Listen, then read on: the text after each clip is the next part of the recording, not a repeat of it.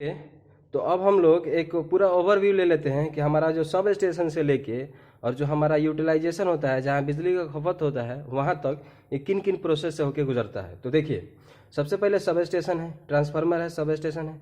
यहाँ से जो आएगा शाफ्ट में, अलग अलग शाफ्ट में आ जाएगा। मान लीजिए ये 2.2 के शाफ्ट में आ गया।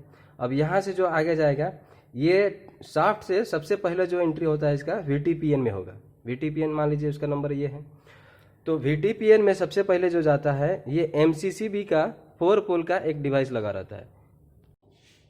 MCCB का 4 पोल का एक डिवाइस लगा रहता है। इसमें 4 पोल RYB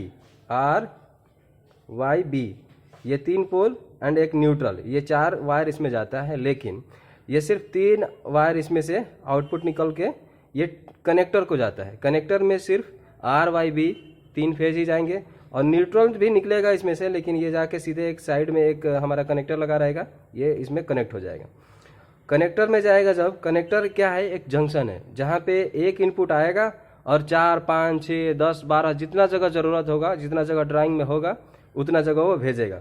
जैसे इसमें हम लोगों ने 1, 2, 3 जगह इसको डिस्ट्रीब्यूट किया है। तो मान लीजिए कि एक जो है ये सभी जो है यहाँ पे टीपी से सबसे पहले इसमें से जब निकलेगा तो ये टीपी में जाएगा, और टीपी से जो निकलेगा तो एक चला जाएगा पीडीपी को, मान लीजिए कि पीडीबी को चला जाएगा, पावर डिस्ट्रीब्यूशन बोर्ड को। एक जो चला जाएगा एलडीबी जो को चला जाएगा, और एक और हो सकता है कि ये एक और पीडीपी को जा रहा हो। तो सिंपल हम लोग एक के बारे में अब डिस्कस करते जाएंगे, ये सेम ऐसा ही होगा बाकी सब भी, ठीक है। तो ये पीडीबी में पहले जाएगा। अब पीडीबी ये जो है ये सिर्फ 2 ही चीज़ को कनेक्शन करता है, 5 एम्पियर का सॉकेट और 16 एम्पियर का सॉकेट। और ये जो एलडीबी है ये फैन एंड लाइट के लिए, ठीक है, ये डीबी होता है। अब यहाँ से जो है पीडीबी या एलडीबी से ये बाकी अदर डिपार्टमेंट एंड वार्ड में जाता है,